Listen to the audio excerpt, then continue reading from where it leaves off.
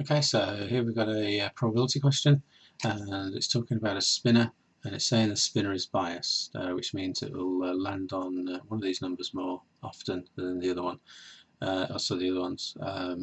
So that's what the bias means. Otherwise, we'd expect each of these to be equally likely, and 25% of the time for each number if you were spinning it lots of times. So let's have a look. It's saying the table shows probabilities will land on a 1 and a 3, and it's saying the probability that the spinner will land on a 2 is the same as the probability that the spinner will land on 4. What we need to remember is that we actually know all the possible outcomes here. It'll either land on a 1, 2, 3 or 4. So that means that all the probabilities for these 4 possible outcomes should add up to 1. Total probabilities always add up to 1 for all situations. So we've got to think carefully here. We're saying that the probability of 1 plus the probability of 2 plus the probability of 3 plus the probability of 4 must equal 1. Well, they're telling us in the information that the probability of a 1 is 0.2. We don't know that yet.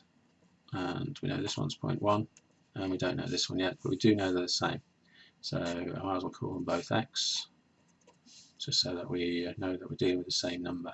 We defined it in this sentence as the same value. So we have 0.3 plus 2x equals 1. So classic solving equation type. So we take away 0.3 from both sides. So we end up with 2x is worth 0.7, and divide by 2 will tell us the value of x, so 0.35. So when it says work out the probability that the spinner will land on a 4, well, we decided that these are both x and x, and we've now found out that they are both 0.35 and 0.35. So the answer here, 0.35 for the probability of 4. He then says that Shania is going to spin the spinner 200 times, work out an estimate for the number of times the spinner will land on a 3. Well, we've seen from the table that the probability of 3 is 0.1, and what we need to remember about probabilities is they define the chance of things happening, and quite a good way of thinking of probabilities quite often is to think of it as a percentage. So 0.1 is the same as 10%, so that means 10% of the times that you do something, in terms of this case it's spinning the spinner, then 10% of the spins should be coming out as a 3. So really the question is asking you, what is 10% of 200? Well, that's the same as doing 0.1 times 200, which is 20. So we expect to get the 3 20 times out of the 200.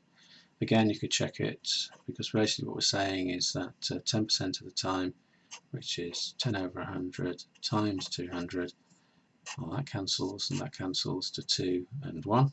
Divide both of these by 100, and 10 times 2 is 20. So the answer will be 20 times we'd expect to get.